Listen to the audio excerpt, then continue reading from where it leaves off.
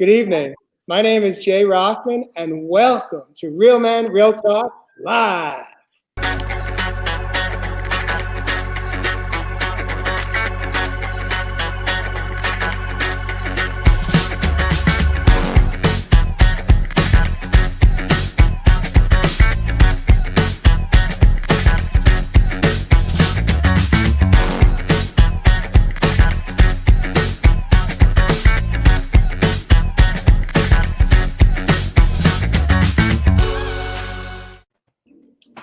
Good evening again. My name is Jay Rothman, and I am the host of Real Men, Real Talk Live. I am honored and humbled to have in the studio tonight Mr. Jeff Fasano coming in from Nashville, Tennessee.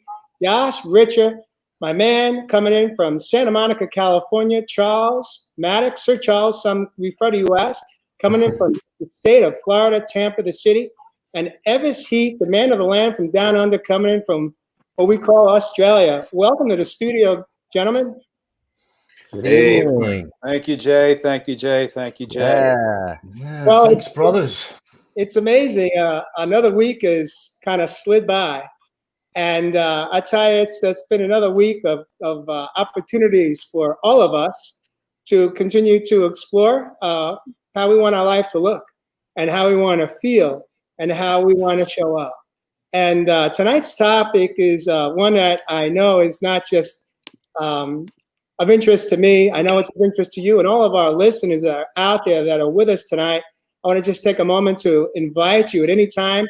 If you hear something that you absolutely love and like, you can, with love, hit love and like on a button and feel free to comment away, ask any questions, and we'll do our best to come back and respond if we're able to. In any event, tonight's topic is all about communication, how we as men show up in all of our relationships, not just one that, like if we're in an intimate relationship in a partnership, but really all of our relationships, whether it be with another man, another woman, our parents, our children, our siblings, our friends, boyfriends and girlfriends, you name it, even employers and employees. It's like, how do we show up in a way that is healthy so that the relationship can grow? And, that's something that wasn't always easy for me, and unknowingly didn't realize that I was actually self-sabotaging a lot of my relationships because of how I was showing up.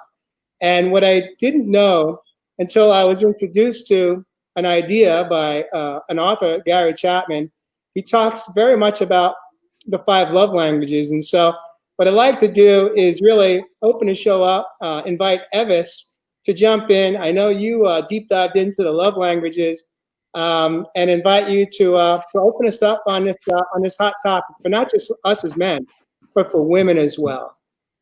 Yeah, thank you. And as always, brothers and sisters out there in our Real Men Real Talk Live, thanks for joining in on another show with our brothers here tonight. And yeah, look, I did a video, as my brothers are aware, this morning, just to do a little quick promo about tonight's topic. And you gave us a little bit of homework to do through the week, Jay.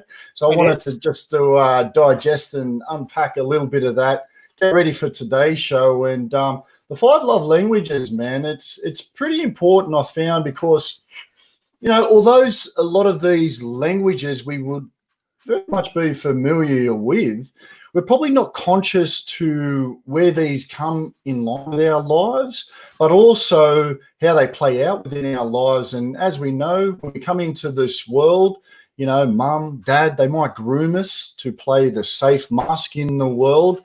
And we might not be able to really communicate, express, experience the reality we want to live without really, expressing the true, authentic self.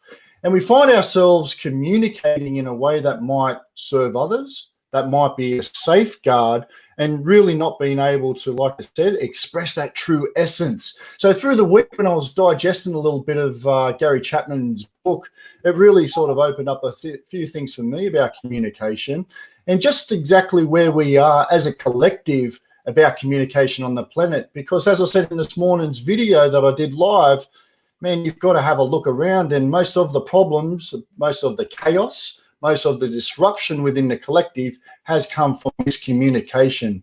And to me, when we're miscommunicating with each other, there's only one place to start looking, and that's within yourself. It's within you. So I took those 5 communication love languages this week. I reflected them back on me and how they've actually showed up in my life. So yeah, man, I look forward to diving in deep, brother. Yeah, Evis, I want to ask you, and I'm going to take a moment here just to kind of give us a high level of the 5 love languages, what they are for those that may not be familiar with them. But I'm curious, Ev, did you do the quiz? Did you do the? I didn't do the quiz yet, brother, but I did see it there. So yeah, the quiz is simple. It takes about 8 to 10 minutes at that, and you kind of roll through the questions. Pretty basic questions. It's A or B, and they keep hitting you. And then when it's done, it gives you the breakdown as far as what is your number 1 love language by percentage, and then your number 2, 3, 4, and 5. And the thing is that it's not about like, oh, I only got 1 love language. We have, for me, when I did it this time, it was way different than when I did it back for the first time. Interesting. 2017. And what I found was I hadn't done it. I kind of went back 2 years later and did a review. And what I found 2 years later was that they shifted. My number 1 was no longer number 1. It kind of slid down to number 2. And why that can happen, I believe, is that as we grow and learn, and as we kind of do more work on our own self, and really get to know who we are at our core, not in our ego space, but in our heart space, our needs change, our needs shift. And so I'm going to take a moment here just to share the actual 5 love languages. Number 1, and there's no order of importance at all, but the first one that comes up is words of affirmation. And for what that means is it's how we communicate. It's basically acknowledging, letting someone know that, acknowledging something that you like about them in a moment, or that you cherish, or that you love about them, or even how they look. Perhaps, love your shirt, love your makeup, love your jewelry, whatever it is. If we're communicating with a woman that we're in an intimate relationship with, although it's okay, even if not, to acknowledge when you see something that you like, whether it be a man's shirt, dress, for a woman, a woman that you cherish, or that. The second one is we got to make sure that our audios are about them, or even someone's got their audio on a separate device, so we want to make sure they're down. Physical touch is the next one that comes up, and that's obvious what that's about. Receiving gifts is an interesting one. I know we're going to deep dive into that one a bit. The next one is quality time. That may be the number 1 love language for many people. And the last one is acts of service. And so those are the 5 love languages. And, well, I'm going to bring it back to you, Ev. When you just finished reading the book, I'm curious, from your perspective, without having done the quiz, what do you think, in order, would be your love languages, if you're willing to be vulnerable with us men here tonight on Real Men, Real Talk? Well, yeah, I'll put you on the spot, brother. But yeah, look, man, I'm sort of trying to scroll back through the memory and go through what you just digested through the week. And I guess being what I do, particularly for people now in transformation, I do a lot of acts of service, I would say.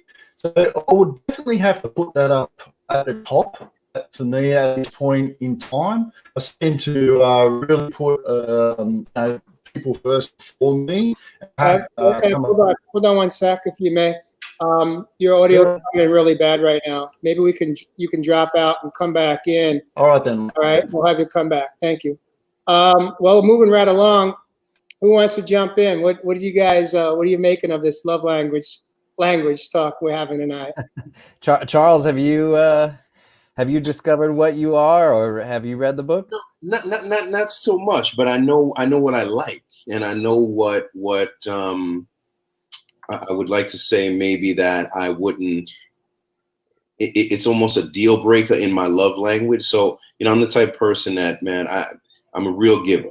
The only thing I may ask for, man, I love somebody to touch, maybe a head massage, things of that nature, simple things, you know what I mean? You give me a head massage, man, I'm like a dog on the floor, man. I'm just, you got me, And I've been in situations where that love language wasn't addressed, and maybe that person, you know, wasn't so into that per se. And I remember you know, laying down thinking to myself, man, you know, this is a major compromise that I'm going to be if this person isn't into this, and this is my love language.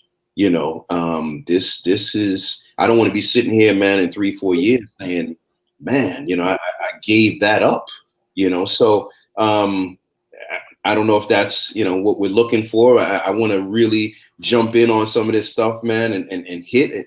Is there compromise in those love languages? Do you know what your love language is? Are you willing to understand what the other person's love language is and meet them halfway? And is there a point where you say, hey, this person can't fulfill those love languages, and if they can't fulfill them, what happens then? Yeah, well, those are great questions, Charles. I'll break it down just real brief here right now. I had no idea what my love languages were, and I was in a 30-year marriage. Okay? And not only did I not know what mine was, I had no idea what my wife's were. But I can tell you, I learned what wasn't her love language, which was receiving gifts.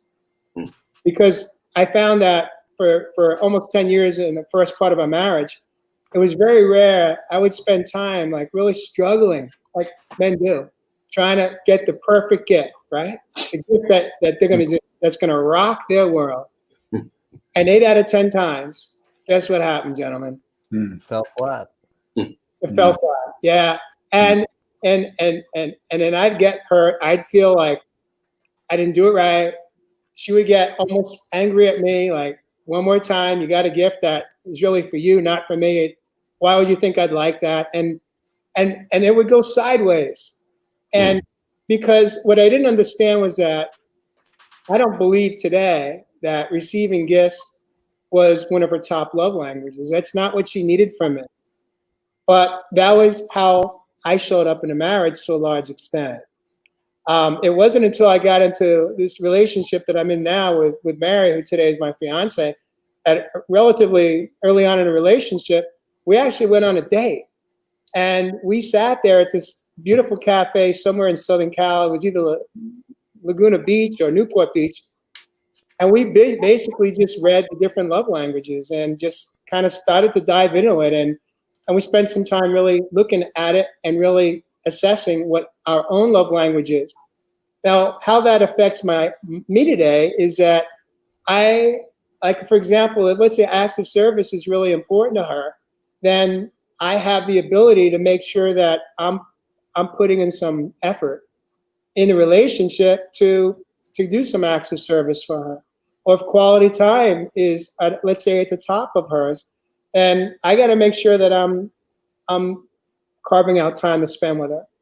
And so that's kind of how we can take it to that next level in our relationships. Now, I suggested in my group coaching on Wednesday night, we had the same talk, to do it even with your parents, or do it with a sibling, or do it with a friend. Anyone in your life that you use the words, I love you. Go through this exercise. You don't have to read the book to do it. You could just Google it and come up with, see, little paragraphs and what the meaning of each one is. And then kind of get to know the person that you have acclaimed or affirmed that you love them, but yet do we really know who it is and what their needs in a relationship are to love? And are we meeting their needs? And so, Charles, that's a great question. Like, okay, so what if we find out their love language and priority of order may be very different? That's okay. We don't have to be a total match in that regard, but we just have to be willing to be cognizant of what they need in the relationship, and are we willing to show up for them? And so thank you for that awesome question. And I think the hard part too is, Jay, is when you're not aware, either for yourself or for somebody else, what happens, I think naturally, is that we show love in the way that we like to receive love, right? So if we don't know what we are, and we not aware that there are different languages, we just sort of go through the world assuming that everybody else likes what we like.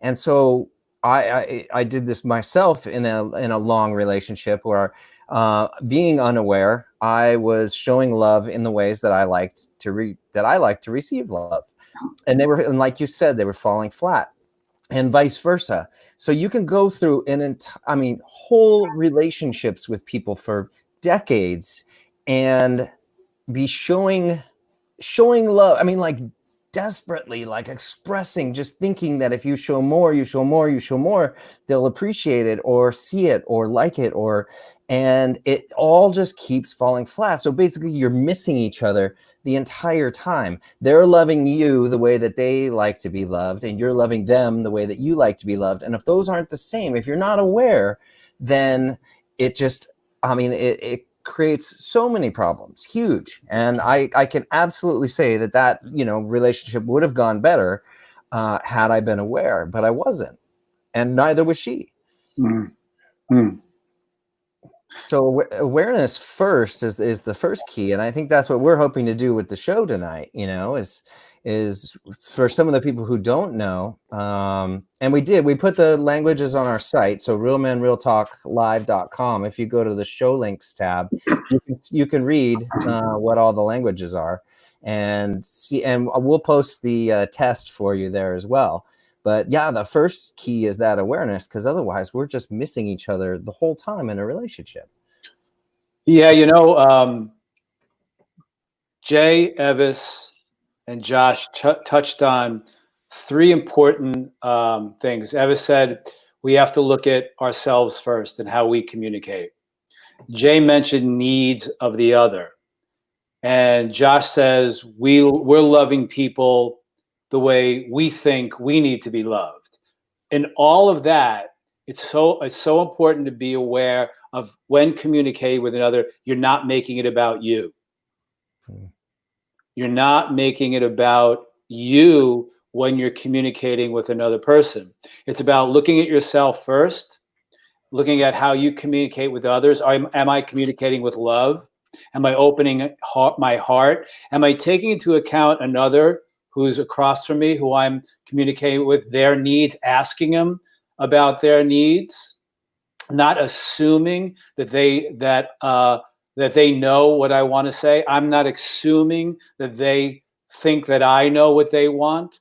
So I think before we get to the love languages, we have to communicate in a loving manner to another, and opening our heart space in that place to begin the communication, and communicating from a safe place, communicating about what are your needs, how can I best serve what you need right now, this is what I need, and keep that loving conversation going by not assuming that another knows what you're thinking, by not making it about yourself, by asking what another person needs. So you keep a balance of communication going, a balance of communicating by opening your heart, and then opening your heart by asking another, what do you need in this moment in time?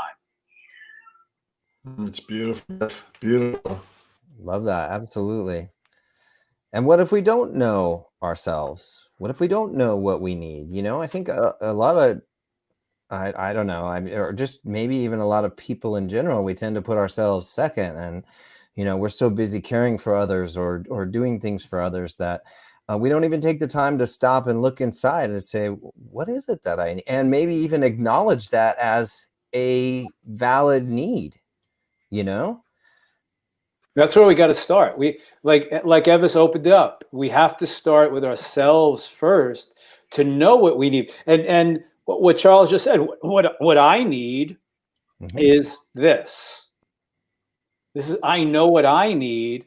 So then it's about me expressing that need, communicating our needs with another with love, and then asking what you need, and see if each other in each precise moment of time, possibly in a balance of communication, saying, this is what I need, what do you need? And then if you're both authentic and honest and conscious, you both express those needs lovingly, and then you come to the middle, that middle place of where you're both in that middle place, And then you could say, okay, now I can open up. What do you need? Are your needs in this moment important? What are my needs in this moment? Well, my needs in this moment may not be that important. So tell me what you need. And then we'll go back and forth. But you see how it would be a flow of communication coming from your heart space. And I think with that too as well, and I could even speak for myself. It's at times, man, I could be, if it's not moving like this, you could. I've at times had to look at a person in their situation and understand and really be understanding, because I might assume something. I might assume that this person doesn't like to give head massages. But if I didn't convey that or sit down and talk about that, then I'm quick to judge and say, oh, no, they're not the one. They don't like to give head massages or feet rubs, So I've been guilty of that, where I have to kind of really just say, okay, listen, this is, we've got to sit down and talk. And that can be in many different areas, not just in that. It could be in just overall communication, overall understanding each other. At times, we live in a microwave society where we're easy and ready to throw something away if it doesn't move the way we think it should move. So if they're not doing, the keeping the house clean the way we think they should be, or we should be, or whatever it is, we really have to express that and say, hey, you know what, baby, check this out. Let's do this together. Let's work on this together. And at times, sometimes that's all they need, is that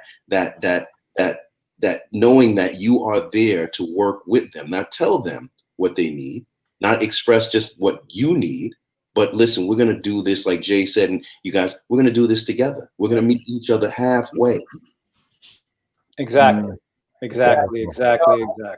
Charles, I want to just piggyback what you just shared, is that, I think the key is we mentioned, Jeff mentioned awareness. We've got to first be aware of what our own needs are. Truly, we have to be awake to understand what our own language is, and in priority, so that we can at least have the opportunity to communicate it. I remember I was about 10 years into my marriage or so, and I remember I finally had the courage to tell my wife at the time that I was lonely in the marriage, and Wow. I felt empty inside, and it took a lot of courage for me to go there. And it was a beautiful conversation, because in the moment she said to me, well, what do you need from it? I said to her, I don't know. And then she says to me, well, if you don't know, how do you expect me to know? And here comes a cliffhanger statement. Because as a man, this was my belief system. I said to her, well, you tell me you love me. How could you not know, as my wife, what I need? And right there was a pivotal moment in our relationship, because I missed the signpost. And the signpost was that I was leaning into her, wanting her to take care of me, wanting her to make me feel better. And yet when she invited me to tell her what I needed, whether it was one of these, obviously one of these 5 love languages in specific order, I had no idea. I was, 30 something years old. I was just a younger version of myself, but I was unawakened, and I had no awareness, and I didn't know about the fact that this even existed. But it is such a healthy tool and a helpful tool for us to first really, and it's such an easy quiz. If you just Google, we could post it on our website, Josh, the quiz link, under links, and we can all take this test. Even, the listeners can take the test and get to know who you are, what your needs are for yourself. And then that'll actually invite you to then share it with other people in your life and get to know the people that you tell you love.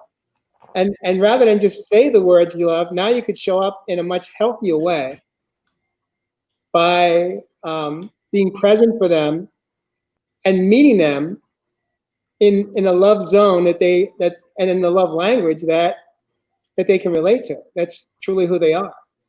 What do you think of that, Evis? Yeah. Let me ask a question to Evans too as well in that question.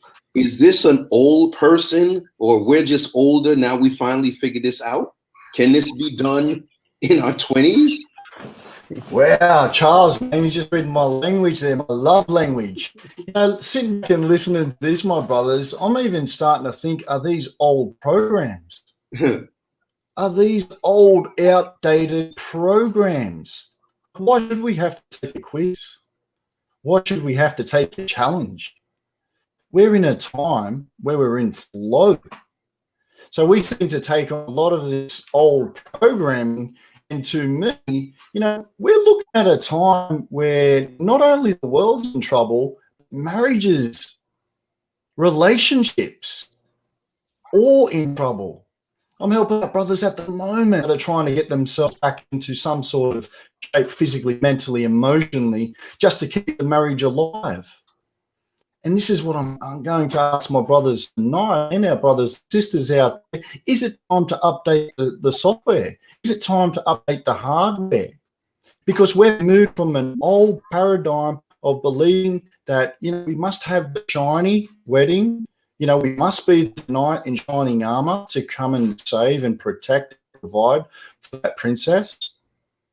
You know, are these old programs, do we have to start updating? I don't know. That's my question back at you, my brothers. You know, okay, you want, go ahead, Josh. Because go ahead.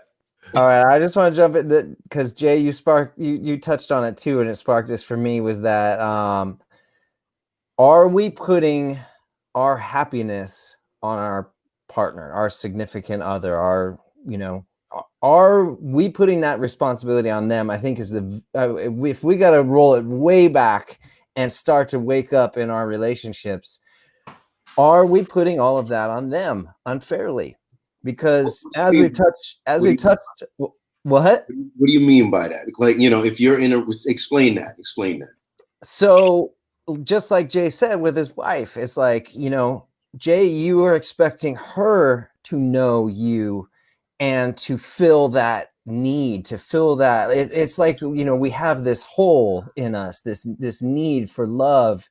And we've touched on it in past episodes, and I'm going to go there again.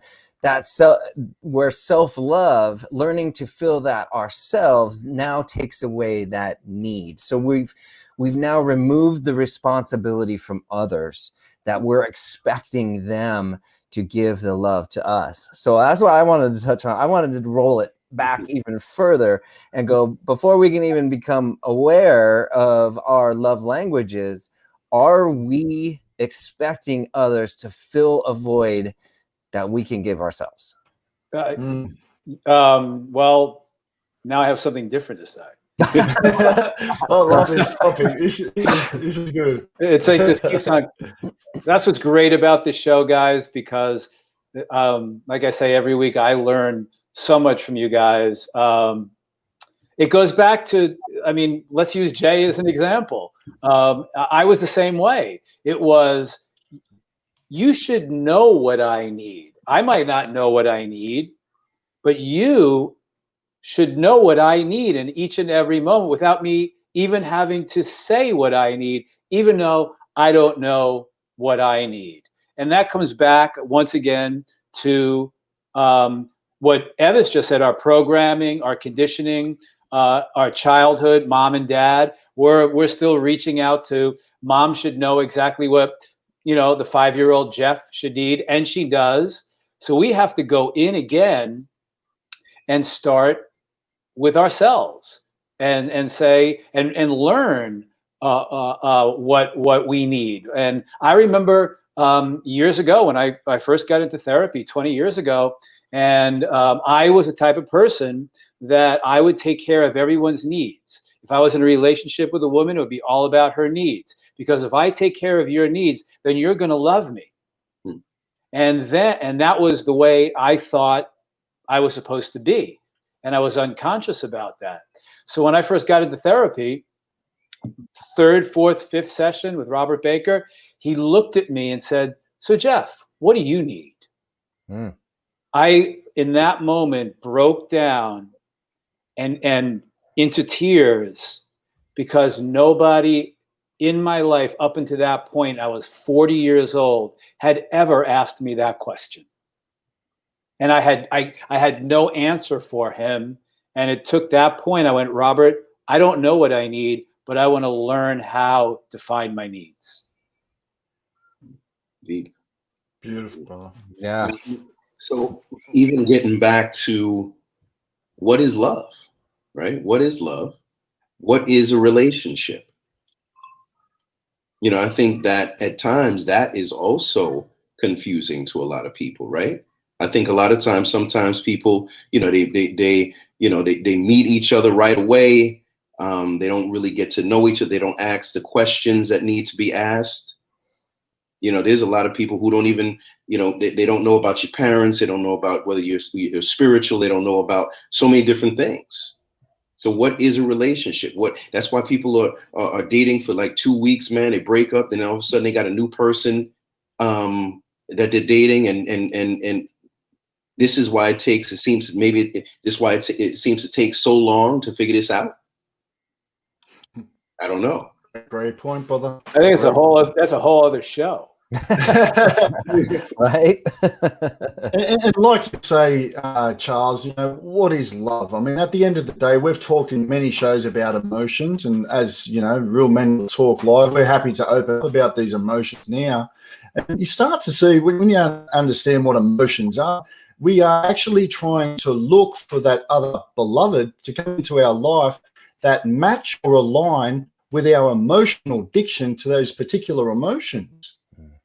Because if one person falls out of love 1 week, one person's or still in so-called love, that other person walks away, what's left with that person? Chemicals they were addicted to.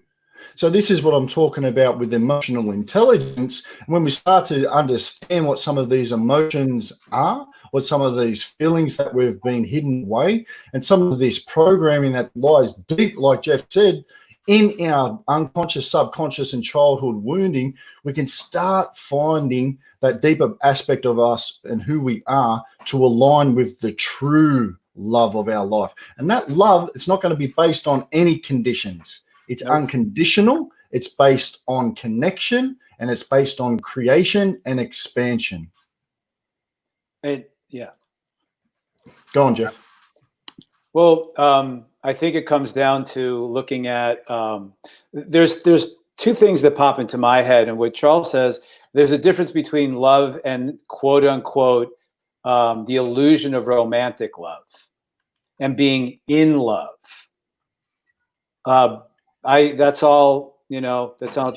Great movies were made about that, television shows about romantic love and being in love, and I'm in love. Then there's love. Then there's love. And that starts with us. Love is fully accepting, honoring, and valuing who we are in this very moment. That to me is what love is.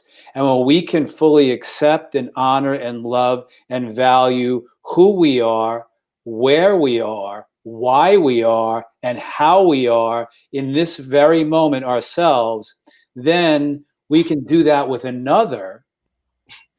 That's to me is what love is. And there's no romance in that.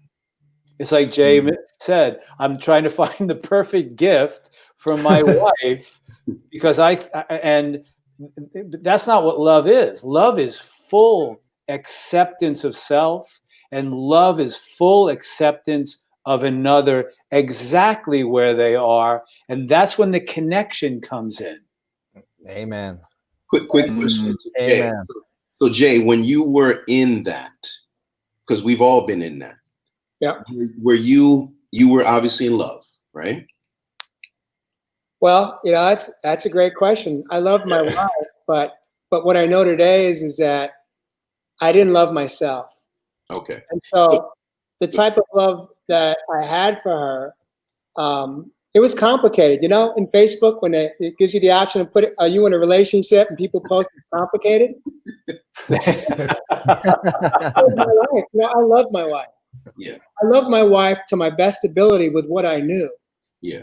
with my awareness. But what I know today is that I didn't show up. I showed up to my best ability with what I knew. But what I know today is that I didn't know what I didn't know. And what I didn't know is that I truly was not, I loved it to my best ability. Was it good enough? I don't think so. Today, I can say that. I can hold myself accountable and say that. Why? Because I didn't love myself enough to even know how to love her in a healthy way without conditions. Because you see, eventually what happened in the relationship, which happens in so many relationships, is that a lot of what happened became feelings of obligation. And we would end up doing things for one another for obligatory reasons rather than with conditions. And true essence of love is not from the head space, but from the heart space. And when true love is in play, there shouldn't be conditions. It should be truly unconditional. And healthy love is about not being attached to the other person, but having a connection with the other person. And most important, it's about respect.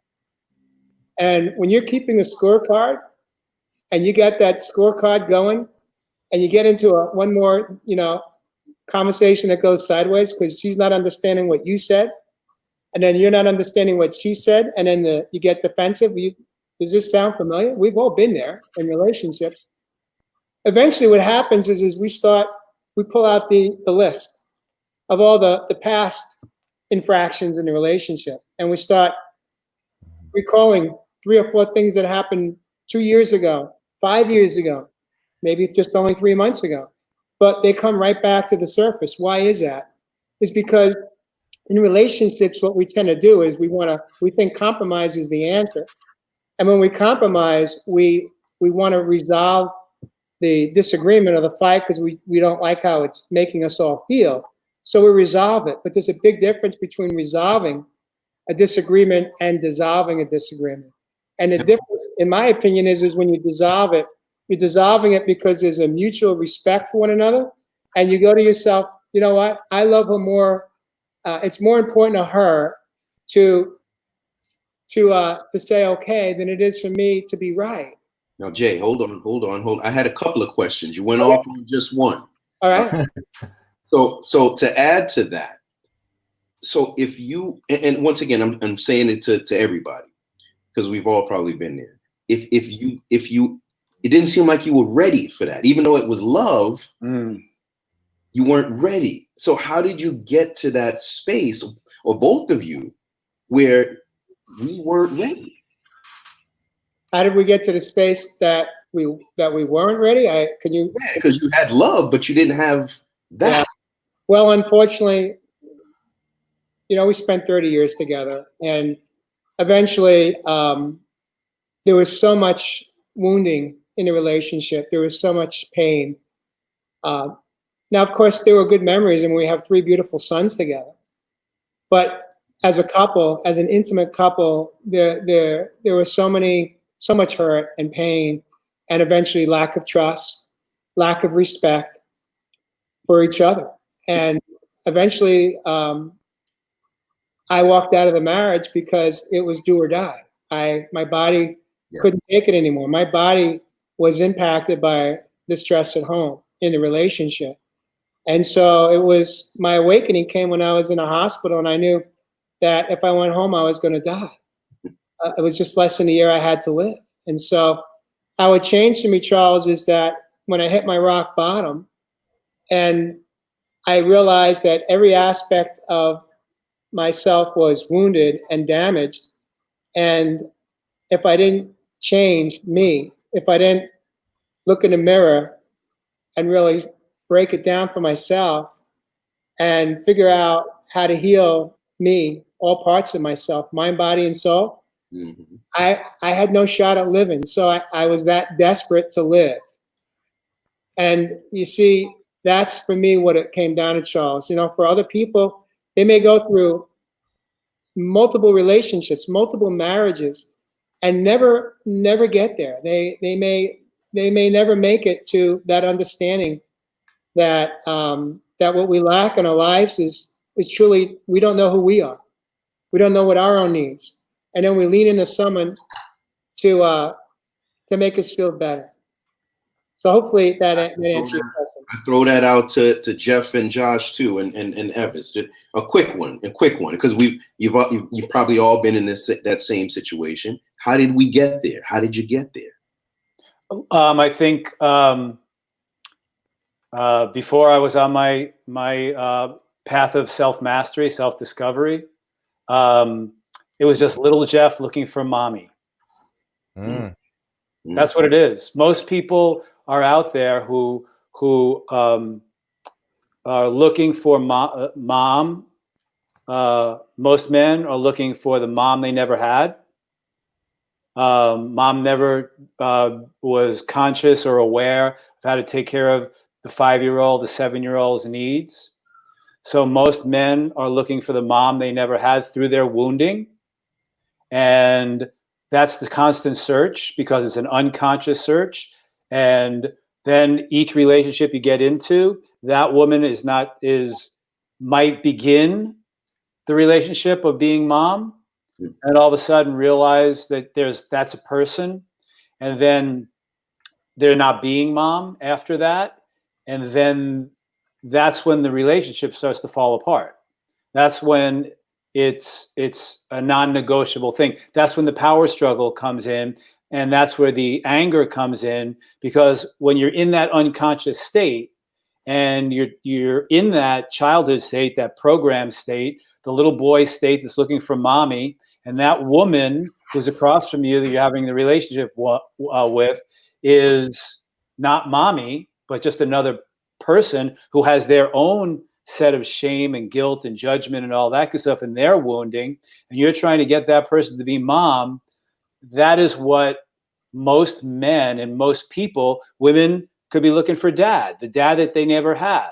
And then as you are in your best behavior at the beginning of a relationship, and it's all lovey-dovey and rosy, quite possibly looking through rose-colored glasses, and then all of a sudden each one of you starts to really reveal your wounding and who you are, and then that other person doesn't become mom or doesn't become dad, then the entire illusion of the whole thing takes place.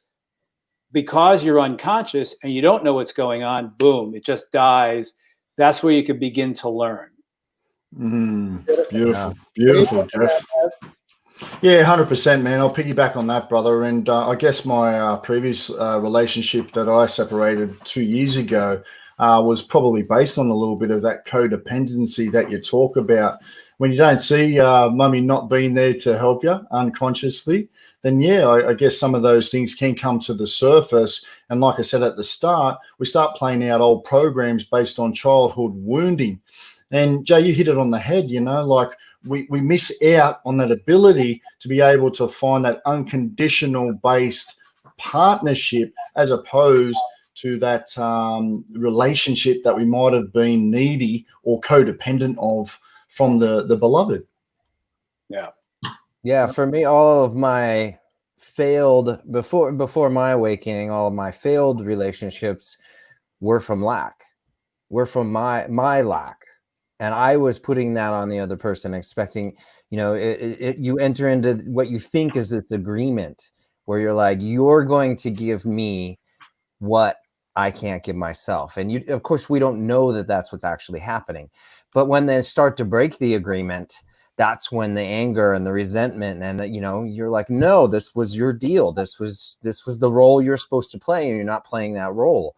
And what I focus on now in healthy relationships is showing up, as Jay talked, and everybody's talked about it tonight, showing up for ourselves first, learning to love ourselves, give ourselves what that void, that need that we feel from those old wounds, like Jeff is talking about, is learning to give that to ourselves. So then therefore in your partner, there's just joy. There's just unconditional love. You experience life with a beautiful soul instead of entering into this agreement and this negotiation. And then there's the hurt feelings behind it when, you know, you don't know that they don't know that they're in this agreement, and things start to go wrong and start to fall apart and crumble, you know, as those rose-colored glasses start to wear off.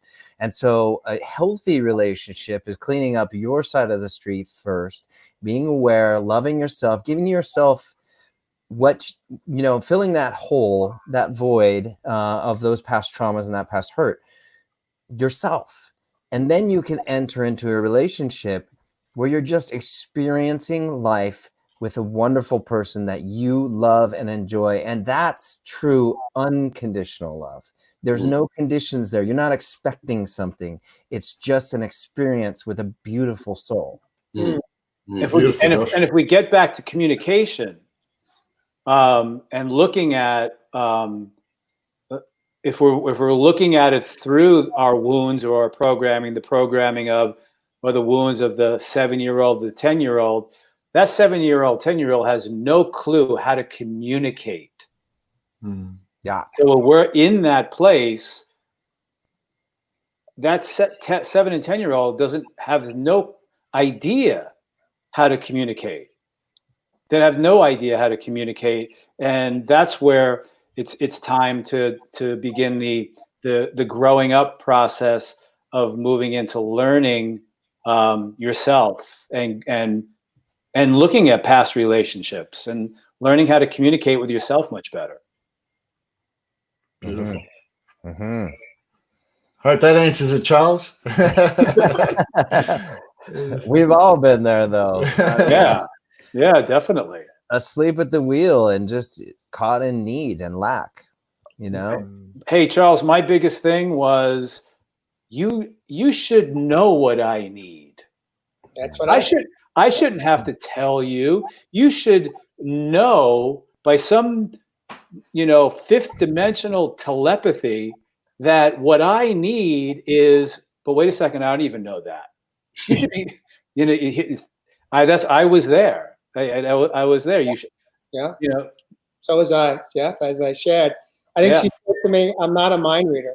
Yeah, exactly. There you go. So that's where the communication comes in. We have to learn how to communicate. But as guys and most men, there's a fear of going into our heart space and then move into the vulnerability of communicating from our heart space by saying, this is what I need.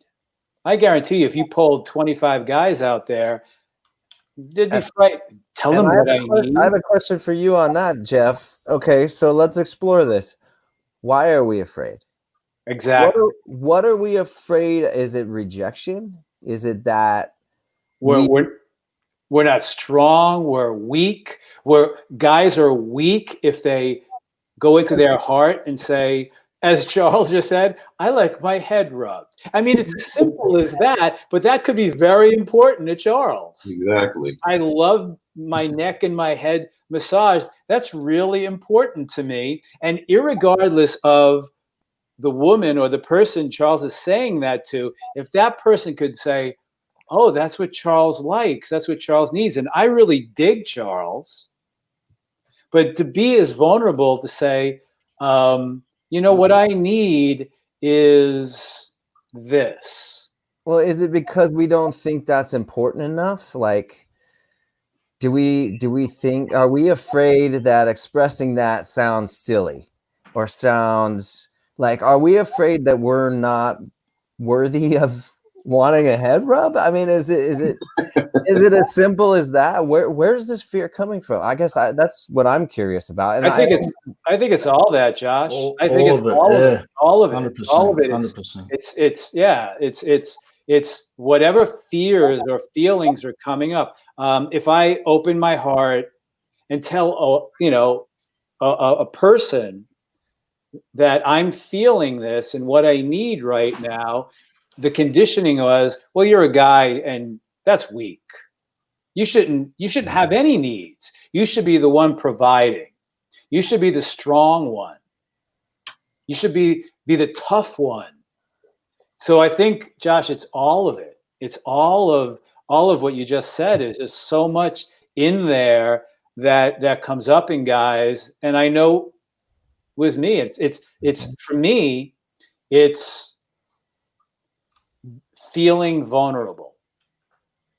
If I open my heart and it really and truly express from my heart space what's happening, what's going on, this vulnerability comes up in me that I'm frightened of, because then I think that person is not going to love me, is going to look at me in a whole different life, and therefore I'm not strong anymore. Beautiful, beautiful, beautiful. Thank you for sharing. Jeff Asana. This has been quite the conversation tonight, and we're coming up on the hour, so I'm going to invite each one of you 2 minutes to close us out with your thoughts on how what you have taken away from this conversation tonight, and how you can improve all of your relationships, even if you're not in one with a significant other. We are in relationships where we tell people we love them, and do we really know who they are if we don't know what their love language is? Even if it's not a relationship that's between as a couple, how are we showing up for them? And are their needs being met in this relationship that can create a healthier relationship? So with that, I'm going to invite Josh Richard. Closing thoughts. All right, the 2-minute shot clock at the end. I love it. For me, I think it goes back to how am I showing up for myself, so that I'm not coming from a place of lack. And I know we started all of this with the communication and the love languages, but I think we came back to sort of the core issue is, and my relationship now that I'm in now is total unconditional love and joy, and just a celebration of a beautiful, spending my time with a beautiful, beautiful soul and a beautiful woman inside. And it's filled with joy instead of need. It's filled with celebration instead of lack, and keeping score like we were talking about. So I feel like my one responsibility in the relationship is to show up best for myself, so that I could come in whole and not, not trying to fill that void. I show up for me, and that's my responsibility, not hers. And so I guess that's my 2-minute thought here at the end, and communicating that. And I'm, as a guy, I'm still getting used to. She asked me recently, "What do you need?" And it is still a little uncomfortable for me to express that. And I think that's kind of why I posed the question earlier. But yeah, it still is a little uncomfortable for me to ask what I want. And I have to admit, I'm getting used to that. Thank you for sharing that, Josh. I'd like to take a moment just to really just honor you for even acknowledging that. Right there is like total vulnerability. Yeah. That was beautiful, man. I could feel, Josh. I always, you feel in your heart. This is such a safe, beautiful space for the 5 of us and all of our viewers. I mean, I love all of this. And all the comments tonight have been so amazing, and thank you all for expressing your feelings and thoughts. It's all been beautiful. I love this conversation. Charles, you're up. To Charles. Said Charles. I think we can go on with this all day. I mean, and I think that there's probably a lot of people in here who could use this information, and who are dealing with things, have dealt with things. I think that it takes some time, it takes some growth, a mature relationship, a mature love, really understanding. I know I saw someone mention something about learning how to love at times, especially being loved, or learning how to love comes from even what maybe our parents have taught us. And at times, and I probably look back, I probably thought, man, I didn't have a whole lot of love in my childhood from my parents. So, you know, for years, I didn't really know what love was, or how to love, or you know, I thought it was something else.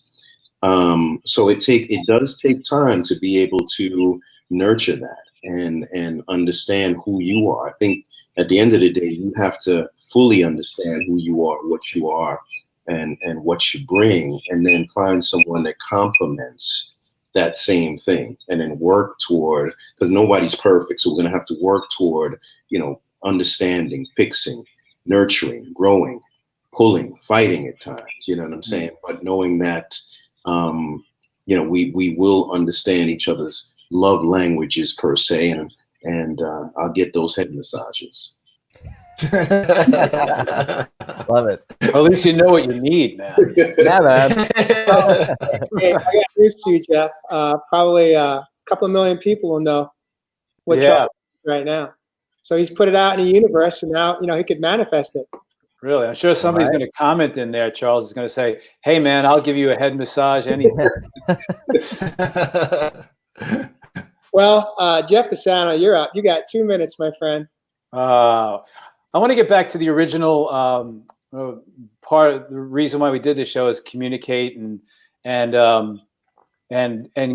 go with one of my biggest things is the fear of expressing, the fear of communicating, the fear of opening our heart space and communicating our needs, and not even so much our needs, just expressing our truth to somebody.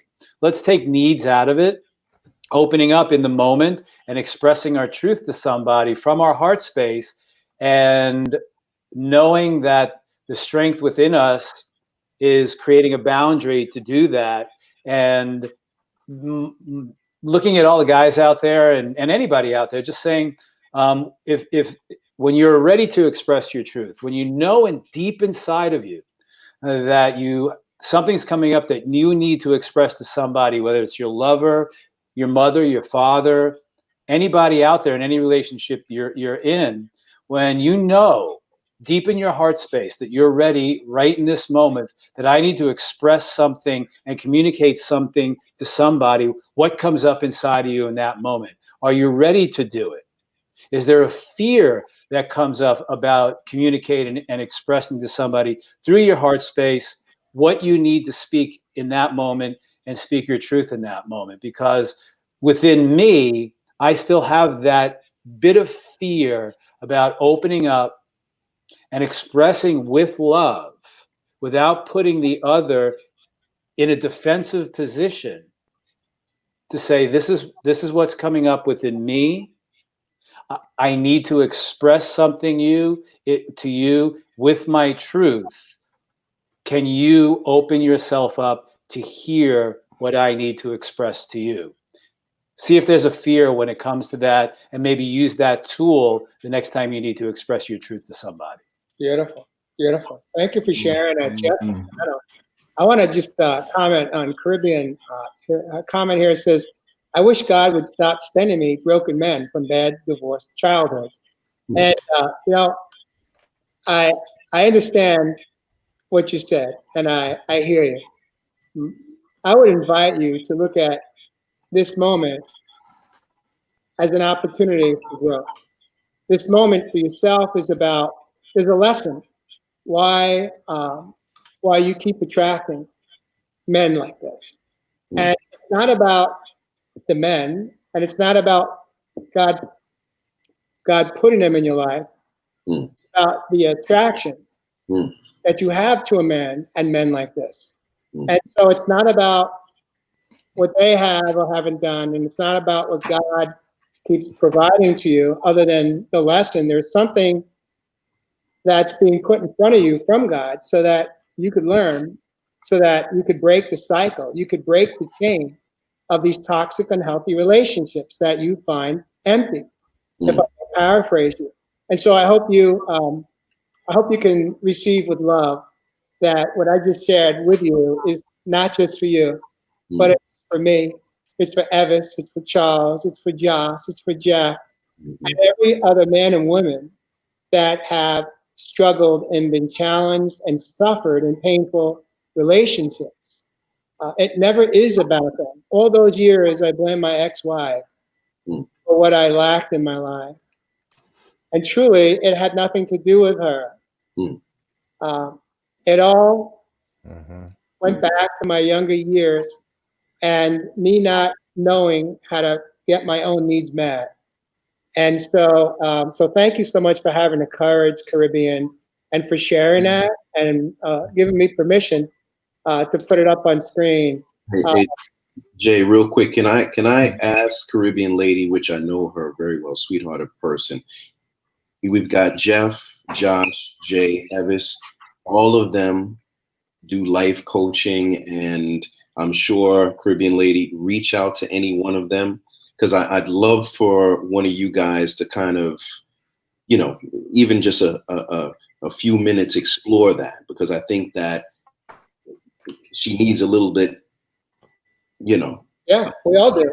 So Caribbean lady, feel free. That's one of the things that we're here for. Is to make sure that not just do a live or a podcast, but also to reach out and work with people who, you know, who need the support. So please reach out to one of these folks, man, and have a conversation, Caribbean lady. And because you're right. I mean, as soon as I saw that comment, I'm like, oh no, that's you know, it's something that we're attracting. Right. You know? If I go to the club, man, and I don't go to clubs, but I got the big one, man, with the chair, the chin, and the beard, and I'm like, well, what is it? What is it? What am I doing? So I mean, you know, I think that I think definitely reach out to one of these guys. Thank you, Charles. Evis Heath, the man of the land from down under. This is your time to take us home, man. Man, two minutes. I want to hear Evis close us out, man. Oh, look, man, I always love listening to my brothers and these beautiful comments from our beautiful audience out there. As always, brothers and sisters, thank you, because we are in a beautiful time, and I always talk about this in transformation, and Charles mentioned that, you know, we are here to help. And, you know, there's been a lot of people that have been reaching out during our broadcast. So, yeah, feel free to reach out to help from me. But guess what, my brothers and sisters? We actually went into Mercury retrograde. Can you believe that? Mercury retrograde. And as you know, I do a lot about the stars, as above, so below. And Mercury retrograde in Cancer just happens to mean that, you know, we're going to be playing around with a lot of emotions, but also communication. Can you believe that? Communication. And to get back to the topic of this show, we're talking about this communication.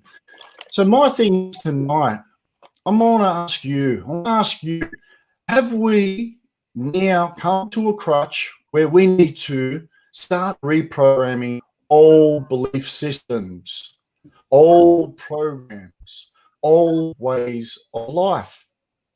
You see, when we came into this Mercury retrograde, you just got to think about all of the distractions out there and how we were communicating or not communicating with each other. I mean, we're in a new paradigm. For all you guys out there aware of this fifth dimension, you know, we're going into new languages that are called light languages, called telekinesis, they're called telepathy. You know, we mentioned about not being able to read the mind, but let me just burst your bubbles, brothers and sisters. Guess what? It is your innate nature to be able to read people's minds. From up here, we keep talking about it. Real telepathy comes from the heart. See, we're coming out of that mind space. We're coming into the heart opening. But like I said, until that heart allows and begins to open, we need to be able to express ourselves through the voice. And tonight, we've shared some beautiful communication and plenty of words of wisdom that I hope could help each and every one of us be able to attract not only that right person in life, but those right events, circumstances, and times that we want to actually embrace be able to live the life that we want to live down here on planet Earth. So that's my little rant for communication tonight, Jay. Beautiful, beautiful. You know, it's ironic. We've had audio's been sketchy tonight coming from Australia. Communication. Exactly where I'm going with this is like, this just shows you that even in a moment, we are the four of us, and all of our listeners have been on the edge of our seat every time you've shared, because we want to hear what you have to say.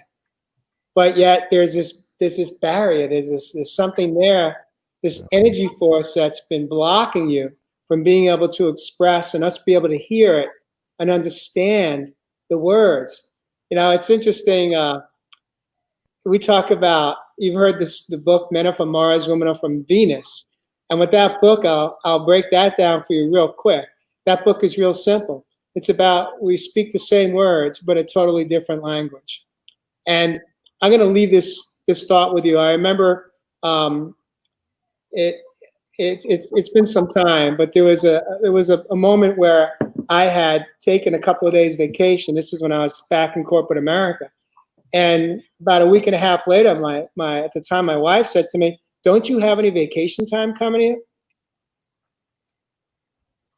Now, as me, I got defensive. I went right to, "What are you talking about? I just took 2 vacation days like less than 2 weeks ago.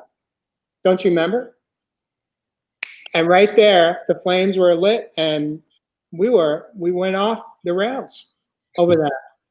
I got defensive. I felt like she was blaming me. You know, it's like I made up a whole story behind what she said. And it wasn't until I was no longer in a marriage and I was on my healing journey and I was really, really, really honing in on learning how to like myself and eventually falling in love with myself that I understood what she was saying to me. And what she was truly saying to me was, "I miss you. I love you. I'd love to spend some time with you. Is that possible?" Now, if she had said it that way to me, maybe I would have heard it differently. But you see, it's not what we say, it's how we say it that makes all the difference in the world. And when we don't know how to convey and communicate what our true essence of our needs are with our friends, our parents, our siblings, our partners, how can we expect them to interpret what we said when we don't have the courage to say truly what's in our heart, what our needs are? Because we're afraid of being let down. We're afraid of being judged. We're afraid that, what we're hearing is the old downloads from our childhood. And it's that little child within us that's saying, "Don't you have any vacation time coming to you?" And it's not just the words we speak. It's the tone we use. It's the body language that we share it with. We don't even have to say the words sometimes. We just got to roll our eyes. We just got to make that mean face because we're frustrated, we're angry, we're resentful.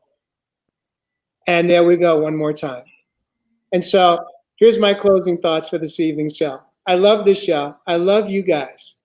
Now, I could say those words and understand that there's a responsibility behind those words today. And what that means for me is that I'm here to listen to you. I'm here to be present for you. I'm here to meet you in your space. Now, we have not done the love language together as a group. And so I want to dare each one of you guys and our listeners to do the test. We'll post it. Josh will post it up in our website at realmenrealtalklive.com. Take the test, and then let's share it on this feed over the next couple of days, over the weekend, what your test results were. What was your, let's say, top 2 or top 3 love languages? Because this dare is about, it's about you learning more about who you are. You learning more about what you need for yourself. And then we could work on how to have the courage to share that. And what this is about is truly about practicing healthy intimacy, something that I lacked for most of my life. And so there's a dare. I want to invite each one of you, the listeners, thank you so much for joining us. Please share it out. Share it out with your friends, with your family. Last thing. I was touched by that. Are you saying, Jay, you're going to give me a head massage? You know, Charles, I am comfortable with my feminine divine, so I will give you a if that's what's going to make you feel safer, connected to me, brother. Thank you. Thank you. Everybody share, and share till you can't share no more. Do some Facebook watches, please. Yeah. And I'm really good at doing massages and head massages. Oh, man, I'm good now.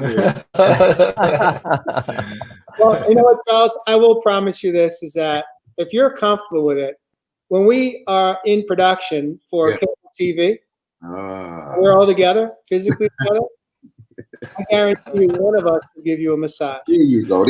But we can't tell them it's coming. It's got to be spontaneous. There you go. Spontaneous rub. All right. Hey, I love you guys. I love you in the audience. Thank you so much for being with us this week on Real Men, Real Talk Live. We'll see you next Friday night for another episode, another edition, coming in live from across the world. Real Men, Real Talk Live.